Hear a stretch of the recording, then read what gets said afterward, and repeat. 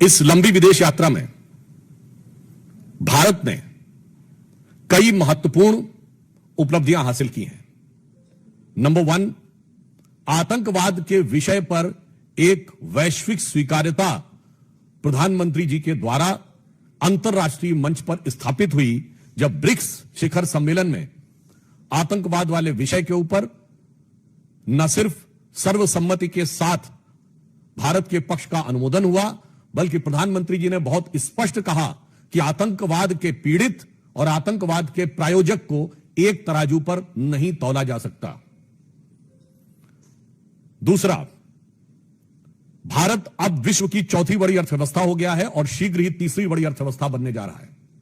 तो हमारे आर्थिक हित और सामरिक हित बहुत से महत्वपूर्ण मेटीरियल्स के ऊपर निर्भर है, जिनमें rare earth metals, uranium, lithium, gold और डायमंड जैसे क्रिटिकल मेटीरियल्स हैं। घाना और नामीबिया जैसे देश जो इस प्रकार के तत्वों की प्राकृतिक रूप से बड़ा संग्रह उनके पास है, उन देशों के साथ भारत का एग्रीमेंट होना न सिर्फ भारत को आत्मनिर्भर बनाता है, बल्कि क्रिटिकल रेयर अर्थ मटेरियल के लिए किसी एक देश पर अत्यधिक निर्भरता से मुक्ति भी दिलाता है। तो यह आर्थिक दृष्टि से भी भारत के लिए अत्यंत उपलब्धिपूर्ण यात्रा रही। तीसरा, भारतवंशी समुदाय यानी इंडियन डायस्पोरा आज पूरे विश्व में एक बहुत प्रभावी और सृजनात्मक भूमिका निभाने वाला समुदाय है।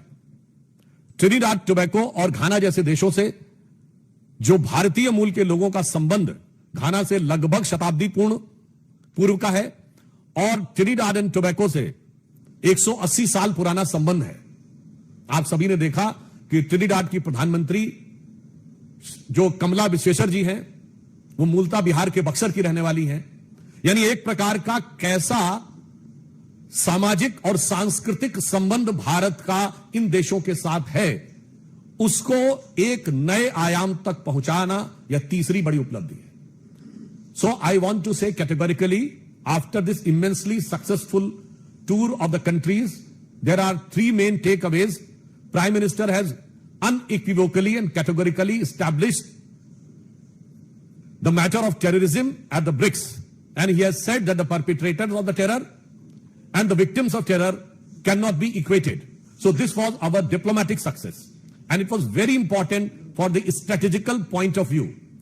Then the countries like Ghana and Namibia, which are very rich in the minerals and the metals like uranium, copper, lithium and rare earth metals, India has entered into an agreement which is very much required for the future, and over dependence upon any one country as far as these critical minerals and critical metals are concerned. So it was very much required for our economical aspect. And the Indian diaspora, which is having a vibrant and sizable presence in the countries like Ghana and Trinidad and Tobago, from 1 century to 2 centuries, from there, it has taken to a new height.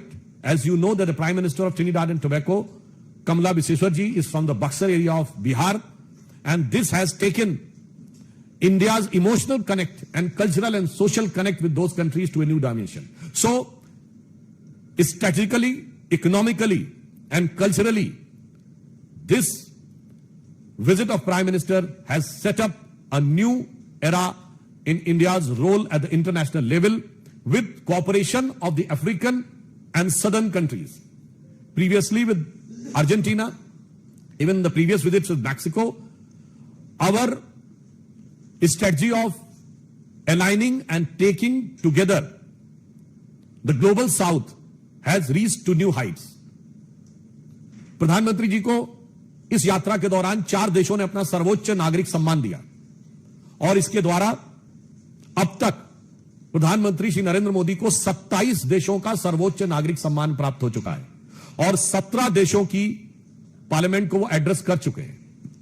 एक छोटा सा उदाहरण बताना चाहता हूं। अभी Namibia की parliament को एड्रेस करते हुए उन्होंने कहा कि Namibia is the biggest producer of diamond and India is the biggest processing unit of diamonds. तो उन्होंने कहा है कि भारत और नामीबिया के बीच में जो संबंध बना है, ये उस निखरते हुए हीरे की तरह और चमकदार होगा। सो आई जस्ट वांट टू से कि ये जो 27 देशों का सर्वोच्च नागरिक सम्मान प्रधानमंत्री श्री नरेंद्र मोदी जी को मिला है, यह मात्र प्रधानमंत्री जी का सम्मान नहीं है, यह इस अमृतकाल में भारत वैश्विक क्षितिज पर जिस रूप में उभर रहा है, वो उस हर भारतवासी का सम्मान है। आप सभी जानते हैं कि भारतीय परंपरा में 27 नक्षत्र माने जाते हैं, तो मैं कह सकता हूं कि यह विश्व के आकाश पर जो प्रधानमंत्री श्री नरेंद्र मोदी जी को 27 सम्मान मिले हैं, यह विश्व के आकाश पर भारत की उभरती हुई शक्ति, भारत की उभरती हुई स्वीकार्यता के 27 ज्वाजल्यमान प्रतीकों की तरह है, जिसे अगर एक पंक्ति में मैं कहूं तो मोदी जी के इस यात्रा का संदेश सारगर्भित है। यह आदर है भारत का, जो भारत के जन जन को समर्पित है। इसके अतिरिक्त इस दृष्टि से भी यह यात्रा महत्वपूर्ण थी कि घाना में 30 वर्ष के बाद, ट्रिनिडाद में 25 वर्ष के बाद, अर्जेंटीना में 57 वर्षों के बाद और नामीबिया में 27 वर्षों के बाद भारत के किसी प्रधानमंत्री का दौरा हुआ।